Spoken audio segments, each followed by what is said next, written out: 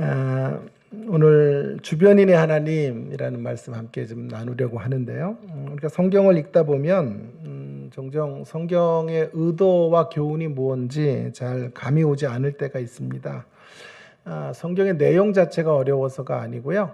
그 성경의 적용이 오늘을 향한 무슨 말씀을 하시려고 이런 내용들을 허락하셨을까 하는 의구심이 들 때가 있는 것입니다. 오늘 29장, 창세기 29장의 말씀이 바로 그런 말씀 중에 하나인데요. 결혼과 출산의 이야기가 담겨져 있습니다. 그냥 결혼하는 이야기가 아니고요. 그 결혼 속에 라반이라는 외삼촌, 또 야곱, 두 자매가 함께 결혼의 관계 안에 얽혀 있습니다. 음모가 있고 속임수가 있는 결혼 이야기라고 말할 수 있겠습니다. 뿐만 아니라 출산을 하는데 그 출산의 자리에서 한 여인의 절규와 아픔의 어떤 탄원의 이야기들이 그 안에 메아리쳐 가고 있는 내용들이라고 할 수 있겠습니다. 도대체 이런 말씀이 현대인들에게 주는 음성이란 무엇일까? 교훈이란 무엇일까? 적용이 어떤 것일까? 제가 조금 상세히 29장 전체의 배경을 여러분들에게 말씀을 드릴 테니까요. 한번 여러분이 이 말씀 가지고 다른 이들을 섬긴다고 할 때 여기서 핵심 메시지를 뭘 전할까를 한번 같이 생각해 보면 좋겠습니다. 야곱이 에서를 속이고 그게 발각이 되죠. 장자권을 뺏는 사건 때문에 도주하게 됩니다. 외삼촌 라반의 집으로 도주하게 되는데 거기서 제일 먼저 도착한 곳이 우물가예요. 우물가에서 생긴 일인데 그 우물가에서 운명적인 여인 라헬을 만납니다. 라헬은 너무 아리따운 여인이었던 것 같죠?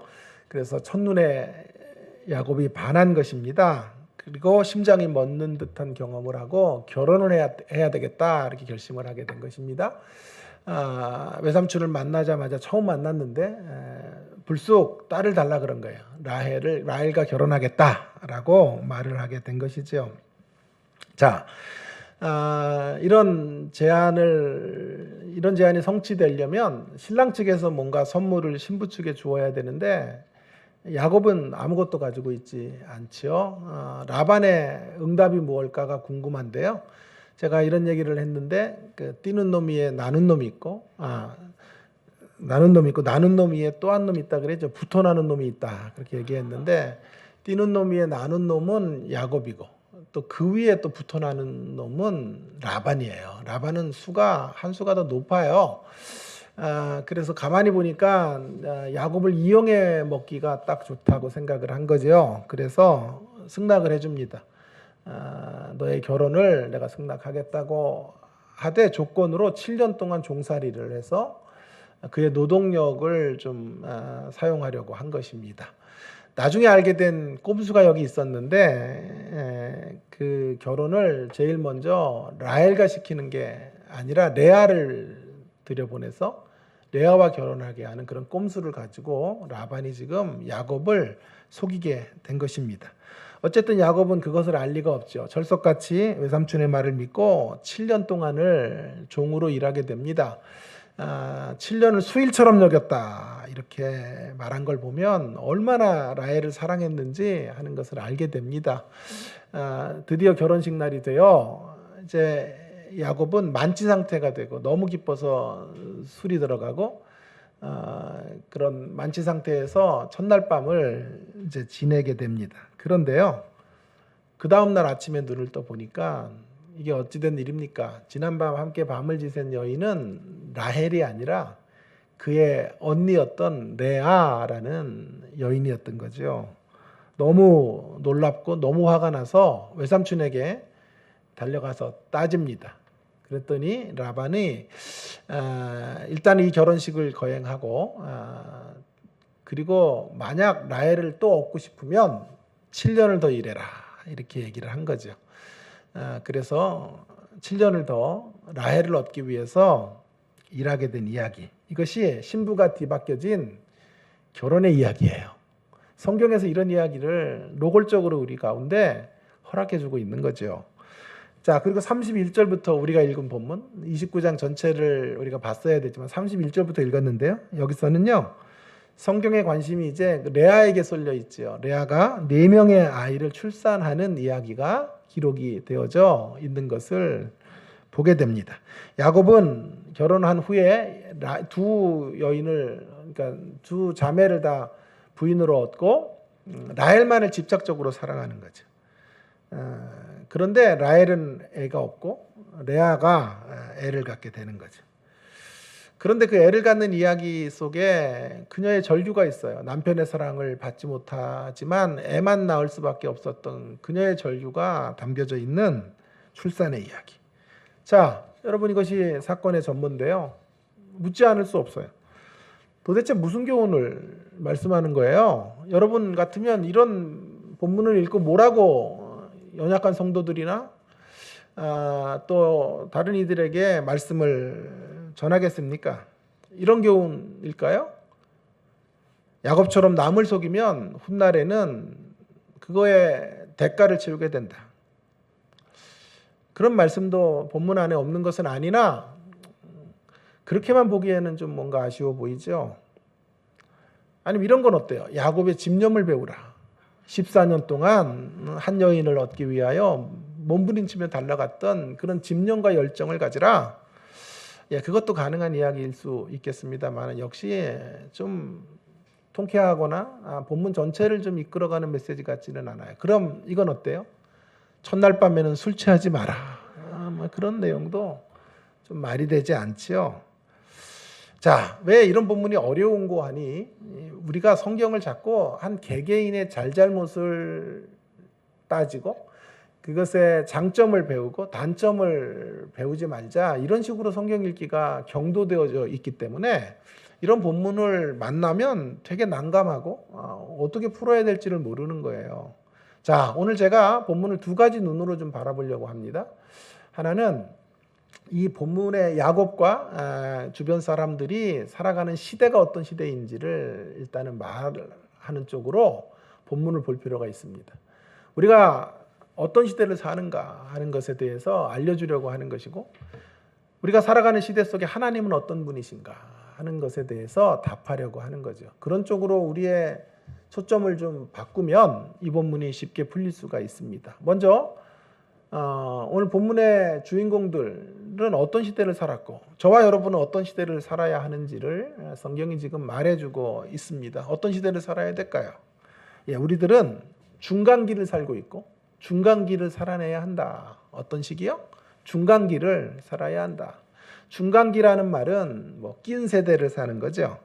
마땅한 표현이 없어서 제가 이렇게 좀 낯선 표현을 쓰고 있는 거죠. 중간기라는 표현을 쓰는 건데, 여러분, 이게 연령층으로 말한다면 중간기는 인터넷 사전 같은 데를 보시면 낀 세대라고 해서 30에서 50대의 연령에 해당하는 사람들을 중간 세대라고, 샌드위치 세대라고 말합니다. 그 이전의 기성세대와 신세대 사이에 좀 굉장히 애매하게 들어와 있는 세대가 30에서 50대의 낀 세대, 샌드위치 세대라고 말하는데, 여러분, 영적으로 보면, 신앙적으로 보면 창세기 3장 이후에 인류가 범죄한 이후에 이 땅에 태어난 모든 인생은 다 중간기를 사는 사람이에요. 중간기를 살아가는 사람. 어떤 이가 성경을 3가지 장소로 요약되는 책이라고 이야기했더군요. 흥미로워요. 성경을 3가지 장소만 알면 성경이 풀린다는 건데요. 첫 번째로는 에덴이고요. 두 번째는 광야이고요. 또 세 번째 장소는 새 예루살렘이에요. 자, 에덴은 시작이죠. 하나님의 시작은 선하고 아름다워요. 하나님의 마침은 새 예루살렘, 새 하늘과 새 땅이 펼쳐지는 새 예루살렘인데 역시 영광스러워요. 근데 문제는 뭐냐 하면 광야거든요. 광야. 우리가 살고 있는 이 광야가 가장 큰 어려움이 될 테고 이슈가 될 텐데요. 우리가 중간기를 산다라고 하는 말은 광야를 산다라는 말과 같아요. 우리 광야인이다 라는 말이에요. 광야는 어떤 곳입니까? 광야는 기본적으로 살아볼 만한 곳이에요. 그러나 언제나 좋은 일만 펼쳐지는 곳은 아니에요. 이 중간기는 좋은 일과 그렇지 못한 일이 섞여 있는 곳, 선과 악이 공존하는 땅에 우리가 살고 있는 거죠. 우리가 그런 중간기를 살고 있다는 것을 성경은 지금 분명히 확인하라, 이 이야기를 통해 말씀해주고 있는 것이지요. 여러분, 중간기를 사는, 광야길을 걷는 인생 속에 제일 행복한 순간이 두 순간이 있다고 저는 생각해요. 하나는 결혼이에요. 우리 결혼 생활은 뭐 그렇게나 행복에 겹지는 않은데 결혼은 행복해요. 결혼으로 가는 그 시간까지, 웨딩을 하는 그 순간까지는 행복을 우리가 누리지 않아요. 그러니 결혼하는 거죠. 대부분의 경우에 결혼은 우리 인생의 가장 행복한 순간이에요. 그런가 하면 또 한 가지 아름다운 시간은 출산이에요. 저는 누누이 얘기하지만 가슴으로 아이를 낳기 때문에 어쩌면 그 출산에 대한 그 절절함이 더 큰지도 몰라요. 우리 딸이 우리 가정에 7월 23일 날 6월 8일 날 태어났는데 7월 23일 날 들어오게 되었죠. 저는 그날이 출산일이라고 생각하고 사는데요. 우리 생일을 두 번 그래 챙겨줘요. 6월 8일 태어난 날과 7월 23일에 두 번의 생일. 근데 얘는 세 번 하겠다 그래요. 크리스마스까지 해가지고 그래서 세 번 선물 받겠다 이렇게 얘기를 하던데, 정말 제가 우리 딸을 가슴으로 안는 날 두 눈가에 눈물이 터지더군요. 막 하나님의 어떤 임재를 느끼는데요. 제 생애에 가장 황홀함을 경험했던 시간이에요. 출산이 얼마나 아름답고 자녀를 갖는다는 그것이 얼마나 고귀하고 숭고한 일인가 하는 것을 알게 됩니다. 그런데요, 그런 자리에도 음모가 있어요. 우리가 사는 중간기는 그런 행복한 순간에도 그 행복을 갉아먹는 그런 세력들이 있고, 그 안에도 슬픔이 있고, 그 안에도 속임이 있고, 그 안에도 절규가 있는 삶의 자리를 우리가 살고 있다는 거예요. 광야는 기본적으로 하나님이 임재하시는 곳이죠. 만나가 있죠. 메추라기가 있죠. 불기둥과 구름기둥으로 우리를 이끌어 주세요. 하나님의 보호하심이 있는 곳이에요. 그러나 동시에 찌는 듯한 태양과 만만치 않은 추위가 기다리고 있는 곳입니다. 모래바람과 만나야 됩니다. 몸을 정결하게 씻을 수도 없는 그런 찜찜함으로 살아가야 될 곳이죠. 기습적으로 찾아오는 맹수와 들짐승의 위협 앞에 언제나 노출되는 곳이 광야입니다. 우리가 그런 세상을 살고 있단 말이에요. 우리가 사는 이 땅이 바로 그런 곳이라는 것을 성경이 알려주고 있는 거죠. 자, 여러분, 광야를 사는 사람, 이 중간을 사는 사람의 탄식의 소리 우리가 본문에서 좀 한번 들어보면 좋겠어요.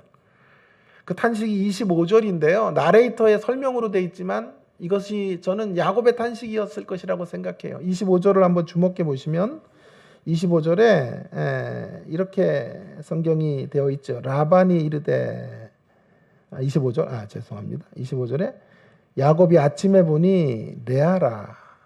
여러분, 이것이 이 중간기를 살아가는 사람들의 탄식이 아닐까 하는 생각을 해보게 됩니다. 아침에 보니 레아라.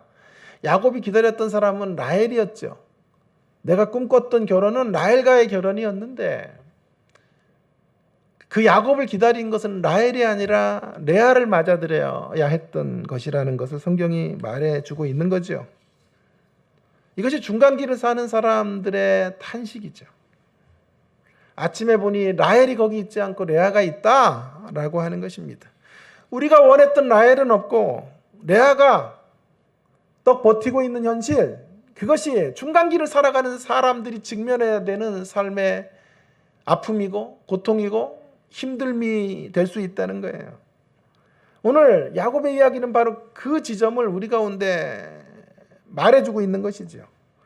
우리가 그토록 애착을 가지고 기대했던 것들이 이루어지는 것 같았는데 그것을 잡는 순간 허망함이 찾아오고 공허가 밀려오고 진정한 만족의 자리로 나아가지 못하는 우리의 모습들을 이야기하는 게 아닐까요? 지금 미국을 사로잡은 가장 탁월한 설교자는 팀 켈러라는 설교자입니다. 들어보셨죠? 팀 켈러. 한국에는 팀 우재가 있고, 그래서 둘이 팀이에요. 저랑 팀 켈러랑 제가 팀인데 뭐 그런 걸 적을 필요는 없고. 자, 여러분, 팀 켈러가 이런 얘기를 해서 제가 이 본문을 보는데 깊은 통찰을 얻었어요. 팀 켈러가 이렇게 말합니다. 우리의 삶에는 언제나 아침에 눈을 떠보면 라헬이 아니라 레아가 있다는 것을 알아야 한다. 야, 이 한 구절에 설교가 풀리더군요. 우리의 삶에는 언제나, 저는 언제나라는 단어는 좀 안 맞는다고 생각하고 때때로죠. 때때로 아침에 눈을 떠보면 거기 라헬이 있어야 되는데 레아가 있다는 것, 레아가 기다릴 수도 있다는 것을 알아야 한다는 거예요. 나 다시 태어나도 오빠랑 사귀고 오빠랑 결혼할 거야. 그러다가 오빠 군대 간 사이에 고무신 거꾸로 신어요. 그 오빠가 눈을 떠보니 삶의 현실은 레아가 기다리는 현실이죠. 이런 게 안 웃기면 큰일인데. 제가 결혼을 하고요, 첫 부부싸움을 했던 게 선명하게 기억이 나는데요. 와이프는 총신대학 출신인데 유아교육학과를 나와서 연애를 할 때 뭘 했냐 하면 유치원 선생님을 했어요. 결혼을 했는데 연애를 한 몇 년 했나요? 한 7년 넘게 한 것 같은데 결혼을 하니까 진짜 생판 다르더라고요. 남녀가 아무리 연애를 오래 해도 결혼 생활은 또 다른 문제인 것이라는 생각을 하게 되었는데 제가 양말을 항상 이렇게 말아서 던져놓는 습관이 있는데 와이프가 계속 그걸 쳐다보더라고요. 그러더니 몇 번 지났는데 저에게 얘기하는 거예요. 여보, 양말 절대 말아서 빨래통에 던져놓으면 안 된다고. 세탁기 돌릴 때 다시 펴야 되고, 그러니 번거로우니 항상 펴서 놓으라고 나한테 충고를 하는 거예요. 근데 그걸 받아들이면 되는데 괜히 막 그런 게 화가 나더라고. 뭐 이런 얘기까지 하고 이런 잔소리를 하나. 그런데 그것도 화가 났지만 진짜 화가 난 건 그 자세예요. 그렇게 저에게 부탁하는 자세인데 제가 막 딴청을 피고 하니까 저한테 그러더라고요. 여보, 우재씨, 주목. 아니 내가 뭐 유치원생도 아니고 말이야. 다 자기 직업이 나와요. 그래가지고 주목, 여기로 주목하세요. 주목 그러면서 그래가지고 제가 오히려 더 반항을 했던 것 같아요. 지금 같으면 반항도 못해요. 하라 그러면 눈치만 줘도 눈만 이렇게 그쪽으로 가도 내가 가서 피고 이렇게 해야 되는데 그때는 좀 간이 배 밖으로 나와가지고 그랬죠. 그래서 그것 때문에 한판 크게 싸웠던 기억이 나죠. 그러고 나서 제가 이런 생각이 들더라고요. 내가 라헬과 결혼한 게 아니라 레아가 아닌가 이런 생각을 한 거예요. 와이프가 또 이 방송 들으면 안 되니까 이렇게 합시다. 레아는 좀 심했고 레헬 정도 되는 거. 그런 사람과 사는 것이 아닌가. 여러분 연애 때 정말 이 사람과 결혼하면 한 번도 싸우지 않을 것이라고 생각이 들다가도 결혼 생활은 그렇게 이루어지지 않아요. 싸움도 있고 서로 상처를 후벼 파는 사건들도 생기고 등을 돌리고 자는 일들도 생겨지게 되는 것이 아닙니까? 열심히 공부해서 명문대학을 나오고 남들이 부러워하는 직장에 들어갔어요. 그러면 시온의 대로가 열릴 줄 알았고 만족과 우리가 꿈꾸는 미래가 확실하게 펼쳐질 줄 알았는데 여러분 몇 주가 지나지 않아 이 직장 잘못 왔구나 하는 생각이 들고 이 직장에서 나는 노예처럼 일만 해야 되는구나 라는 답답함이 찾아올 때가 있는 거죠. 좋은 직장에 갔지만 아침에 눈을 떠보니 어느 날 눈을 떠보니 거기 내가 만족하는 라헬이 아니라 레아가 우리를 기다리고 있는 현실이 우리가 직면하는 삶의 자리, 이것이 중간기를 살아가는 사람들이 확인해야 되는 중요한 사실이라는 것을 오늘 성경은 우리 가운데 말해주고 있는 거죠. 우리가 잘못된 환상을 가지고 살면 안 된다라고 하는 것입니다. 환상 가지고 결혼하면 안 되는 것입니다. 환상 가지고 우리의 미래를 향하여 달려가면 절대로 안 된다라고 하는 것. 성경이 분명히 강조해 주려는 메시지입니다. 아침에 눈을 떠보니 레아더라는 탄식을 할 수밖에 없는 세상을 살고 있는 거죠. 그걸 담담하게 인정하며 걸어가야 된다라고 하는 것입니다. 그걸 인정하지 못하면요, 하나님을 향해 분노가 생겨요.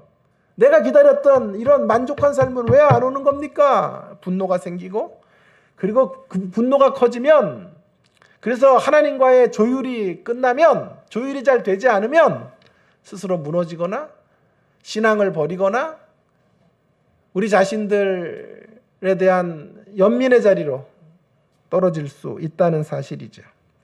여러분, 피해의식에 붙잡혀 살다가 끝날 수 있는 거죠. 저는 이렇게 말씀드리고 싶어요. 설사 거기 내가 기다렸던 라헬이 기다리고 있다고 해도요, 라헬과 살다 보면 레아예요. 자, 확인해 봅시다. 30장 바로 옆에 장에 라헬과 이제 결혼을 했죠. 드디어 14년 만에. 자, 그런데 최고 먼저 나오는 장면이 싸움하는 장면이에요. 보세요.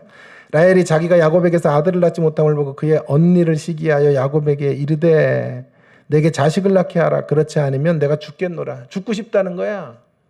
이렇게 사랑하는 여인을 만나고 사는데 그 여인의 입에서 애가 없는데 이렇게 살아서 뭐야? 난 죽고 싶어. 이렇게 말하는 거예요. 그러니까 야곱이 그렇게 사랑한 14년을 기다려서 결혼한 여인의 말 앞에 야곱이 이렇게 말하는 거예요. 야곱이 라헬에게 성을 내어, 꺾기 표시하세요. 성을 내어 앞에 버럭 성을 내어 이르되 그대를 임신하지 못하게 하는 이는 하나님이시니 내가 하나님을 대신하겠느냐. 그 다음에 구절 하나를 넣으세요. 이 웬수야? 일부부터 안 웃어요. 자, 그래서 당황스러워요. 지금 빨리 맞춰야 되겠어요. 자, 여러분, 라헬과 결혼해 살아도 역시 삶의 시간이 지나가면서 레아라고 하는 것을 알게 되는 거죠. 내가 덜 만족할 만한 자리에 떨어질 수밖에 없는 거죠. 그걸 인정해야 된다라는 거죠. 그렇기 때문에 비참하게 느끼면 안 되고 그것을 담담히 받아들여야 한다라는 것이 오늘 메시지인 거죠. 왜 여러분, 우리의 삶에는 이런 진한 만족이 없는 걸까요? 이것만 넘어가면 만족할 것 같고, 전셋집 살다가 내 집만 가지면 만족할 것 같은데 절대 그렇지 않아요. 내 집이 어느 지역에 있다는 것으로 또 불만족이 생기고, 더 큰 평수 앞에 또 불만족이 생기고, 그렇지 않습니까? 내가 이루고자 하는 꿈을 이루면 행복이 밀려올 줄 알았는데 행복이 밀려온 게 아니라 그 자리에서 또 이루어내야 할 일들 때문에 피곤함이 또 밀려오고, 그런 말로 다 할 수 없는 갈등이 생겨지는 우리의 현실들을 만나는 게 아닙니까? 왜 그럴까요? 여러분, 이유는 딱 한 가지예요. 이유는 이 땅이 종점이 아니기 때문에 그래요. 이 땅에서 우리가 그런 만족을 다 누리라고 우리가 창조된 자들이 아니기 때문에 그렇습니다. 우리는 행복하게 살아야 되지만 행복을 위해 사는 건 아니에요.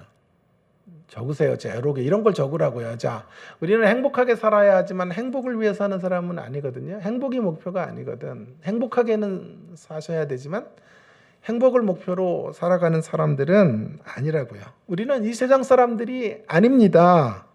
우리는 이 세상을 지나 진정한 만족의 세상을 향해 가는 사람들이에요. 이 세상이 너무 만족스럽고 이 세상이 유토피아가 되면 우리는 그 다음 세상을 향해서 달려가려고 하는 생각을 아예 포기하고 말 거예요. C.S. 루이스가 그래서 이런 멋진 말을 했어요. 자, 역시 천재예요. C.S. 루이스는.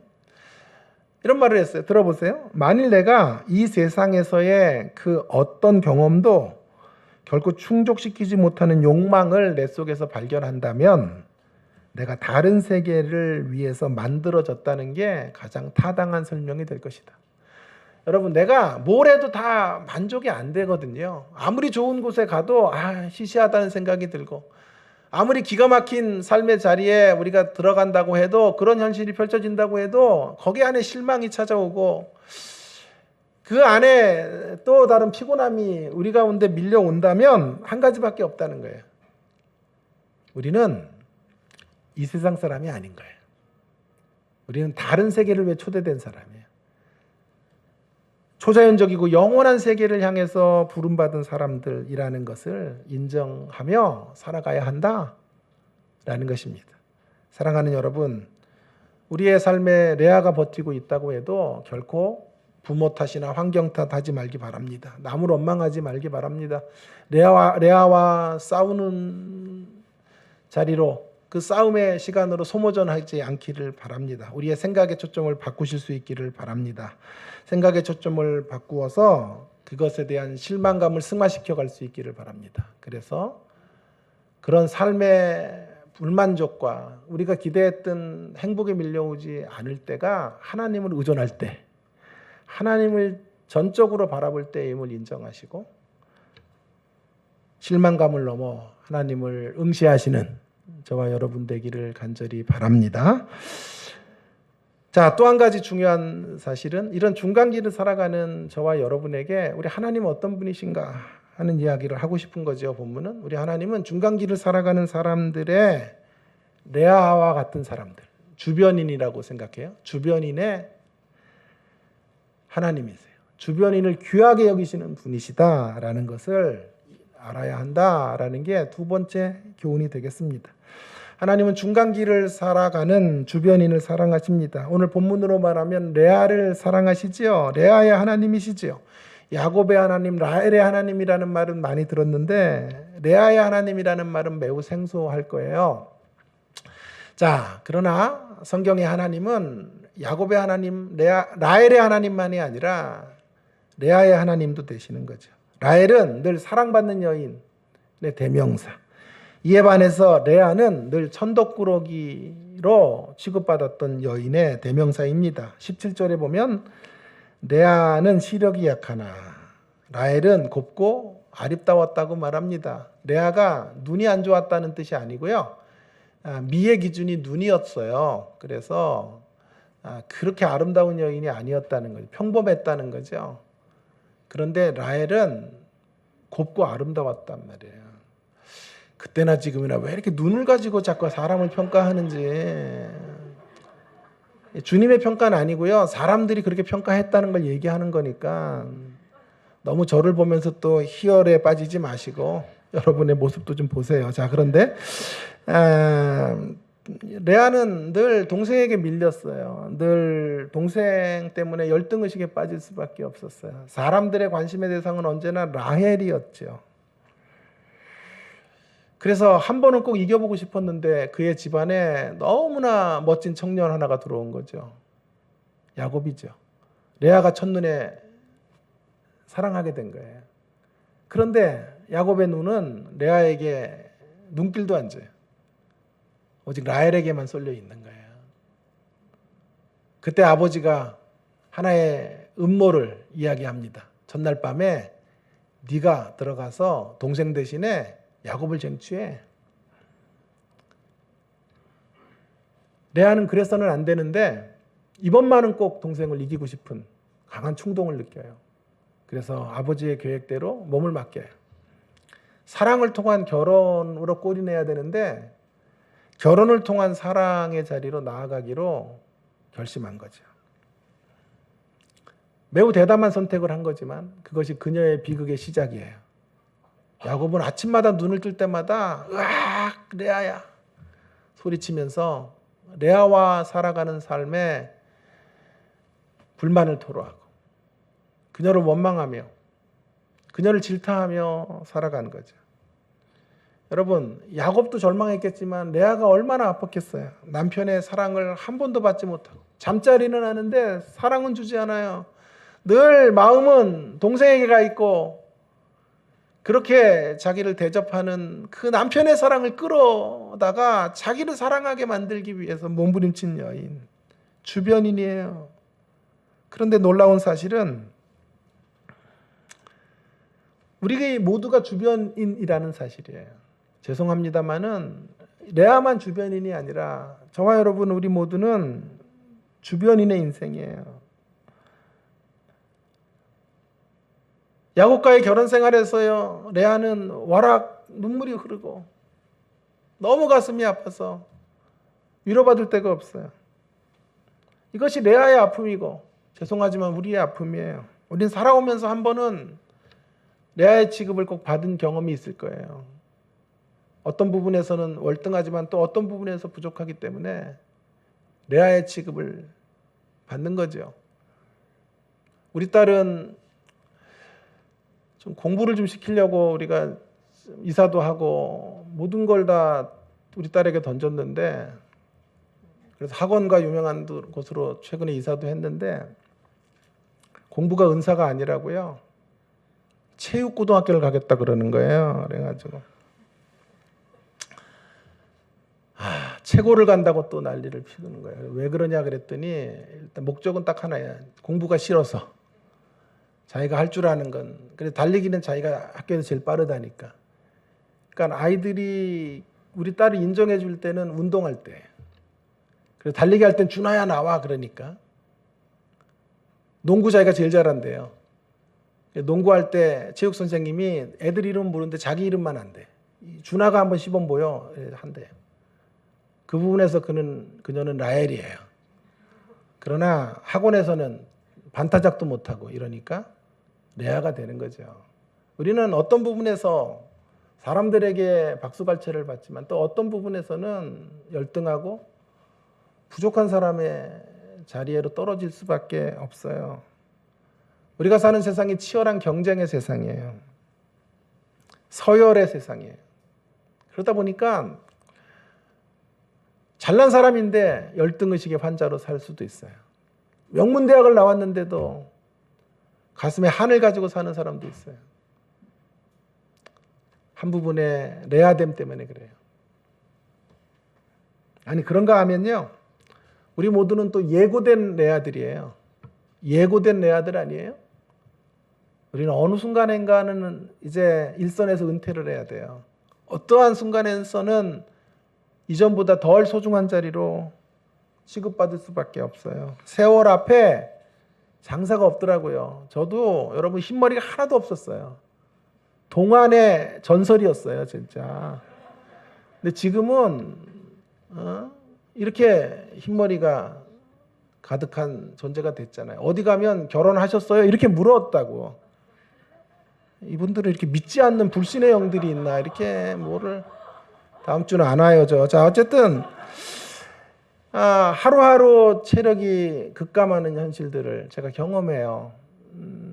참 인생이 별거 없구나 이런 생각이 드는, 죄송합니다 연세 드신 분들이 계신데, 여러분 스포츠 스타들 보세요. 10대 후반 20대 초반에 세계 무대를 주름 잡다가도요 20대 중반만 되면 기력이 쇠해가지고요 덜 소중한 자리, 퇴출 선수 명단에 오르는 거죠. 우리는 모두 예고된 레아들이에요. 예고된 레아. 라헬로 여겨지다가 어느 순간인가는 반드시 레아가 될 수밖에 없어요. 우리 부모님들 보세요. 그렇게 우리를 위하여 헌신하시다가 연세 드시면 또 레아가 되잖아요. 천덕꾸러기가 되잖아요. 그래서 내가 부모님들에게 항상 말해요. 절대 지어야 될 건 복음을 지고 계시고 또 돈도 지고 계세요. 절대 자녀들에게 돈을 나눠주면 안 됩니다. 돌아가실 때까지 쓰시다가 가시고 그거 자녀들에게 다 주는 순간 천덕꾸러기로 살다 끝납니다. 그렇게 말씀드려도 잘 안 돼요. 우리 부모님도 잘 안 되더라고. 나를 주는 건 아니고 다른 형제를 주더라고요. 메이저리그의 100승을 달성한 박찬호 선수, 2개의 심장을 가졌다는 맨유의 박지성 선수, 영원할 줄 알았지만 20대 후반 30대가 되니까 은퇴 선수의 명단에 이름을 넣을 수밖에 없어요. 손흥민 선수는 오늘 3골을 넣었다 그러죠? 예? 그 리그의 득점 순위 2위예요, 2위.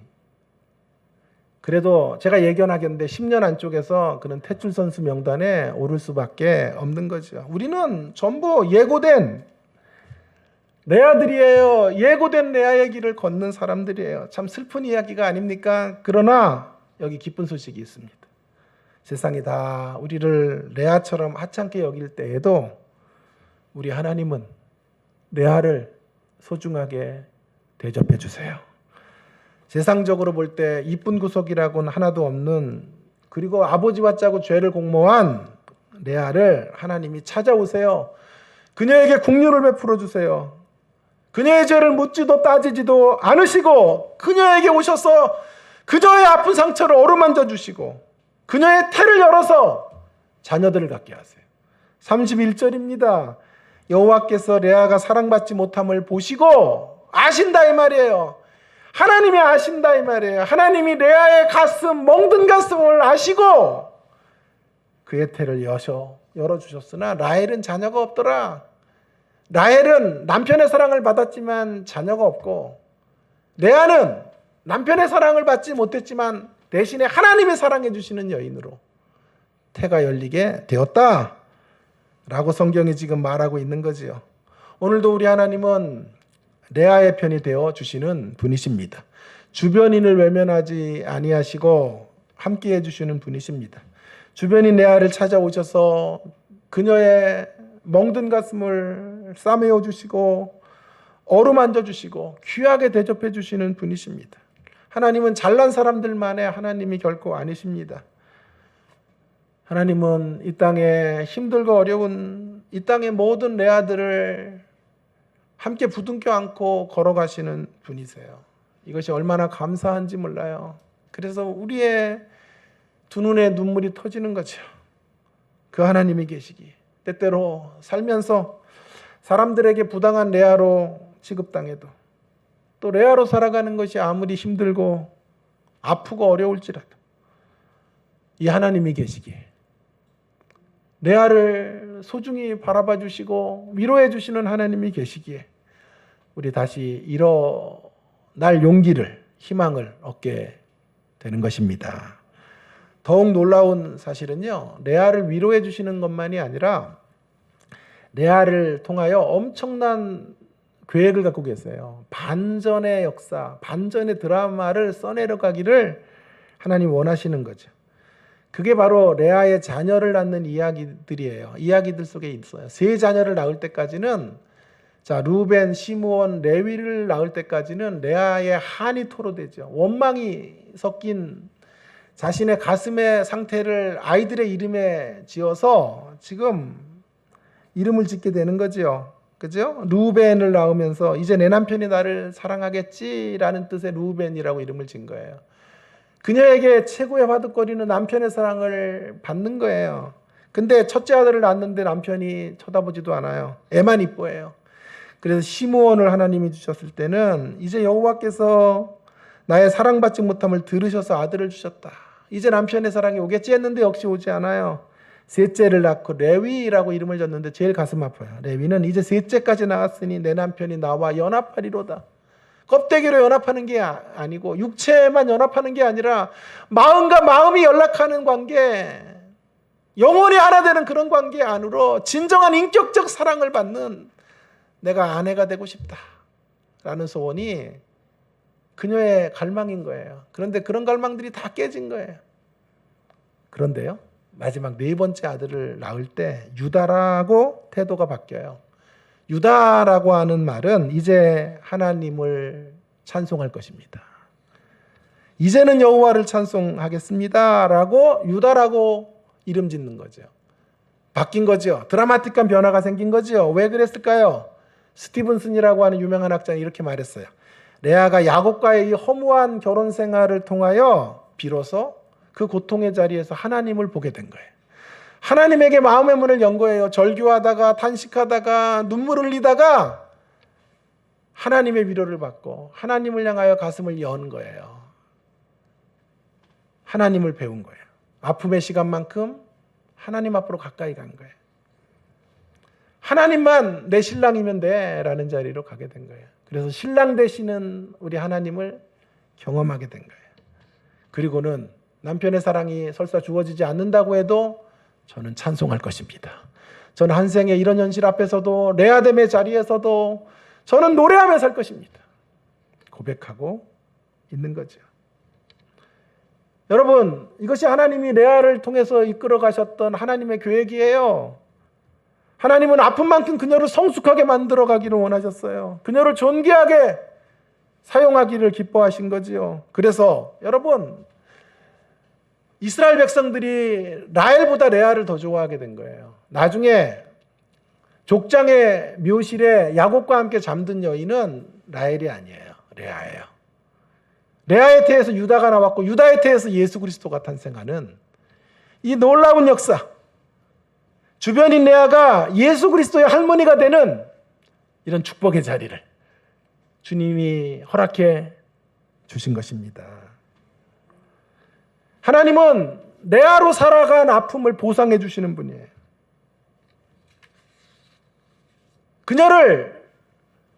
아픔 많고 성숙한 자리에서 그녀를 그렇게 빚으시고 만들으셔서 그녀의 아픔이 손해가 되지 않도록 하시고 위대한 족장의 부인이 되는, 그리고 하나님의 구속사에서는 없어서는 안 되는 소중한 통로가 되는 역사로 그녀를 초대하신 거죠.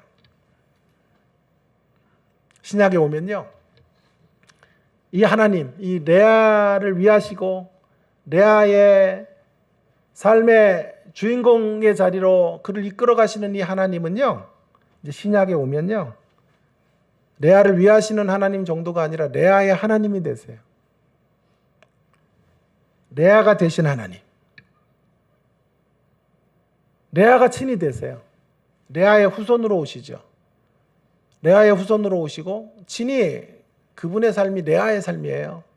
이 땅에 오신 게 레아예요. 평생 레아를 오늘 여러분 잊지 않게 될 거예요. 오늘 설교를 듣고요. 레아로 오신 거죠. 왕궁에 오셔야 되는 분이 말구 위에 오셨고, 대도시 같은 데 태어나셔야 되는 분이 저 시골 마을에 베들레헴에 탄생하셨고, 한 생에 갈릴리 이런 촌구석에서 사역을 하셨던 레아의 후손으로 주변인으로 주목받지 않는 자리에서 일하셨던 예수님, 왜 예수님은 이 땅에 레아로 오셨을까요? 레아의 후손으로 오시고 레아로 오신 이유가 무엇일까요? 친히 레아가 되신 이유는 무엇일까요? 우리를 공감하시기 위해서, 우리의 레아됨을 채울하시기 위하여, 그래야 우리를 만져줄 수 있기 때문에, 하늘에서 우리의 고통을 위로하는 분이 아니라 이 땅에 친히 레아로 오셔서 레아로 죽으시는 것을 통하여 레아됨의 삶이 얼마나 곤고하고 얼마나 아픈 삶인지를 주님이 체득하셔서 우리를 진한 위로로 함께 해주시기 위하여 주님은 이 땅에 레아로 오신 거예요. 그리고 레아로 죽으신 거예요. 그 죽음과 함께 우리를 위대한 주인공으로 세워주시는 거죠. 이것이 사실이라면 이제 우리는 레아로 살아간다고 해도 흔들리지 말아야 합니다. 용기를 내어 레아의 길을 힘있게 걸어가셔야 합니다. 반드시 하나님께서 반전의 드라마를 펼쳐주실 거예요. 이 사실이 믿겨지시지 않으면 주 달려 죽으신 십자가를 묵상하실 수 있기를 바랍니다. 레아로 죽으신, 레아를 위하시는 하나님으로가 아니라, 그 정도가 아니라 레아의 후손으로 오셔서 친히 레아가 되어서 레아로 죽으신 그 십자가, 그 십자가를 바라보십시오. 주변인의 수치와 레아됨의 아픔을 짊어지심으로, 그리고 그분이 치욕을 받으시는 것으로 이 땅의 어떤 레아들도 누구도 그분을 만나면 이제 치욕의 길로 끝나지 않도록 하시기 위하여 주님은 십자가에서 장렬한 최후를 맞이하신 거죠. 그것을 통하여 그분이 우리 대신 치욕을 당하심으로 우리를 부활의 자리, 승리의 자리로 초대하시기 위하여 주님이 주달려 십자가에 돌아가신 것입니다.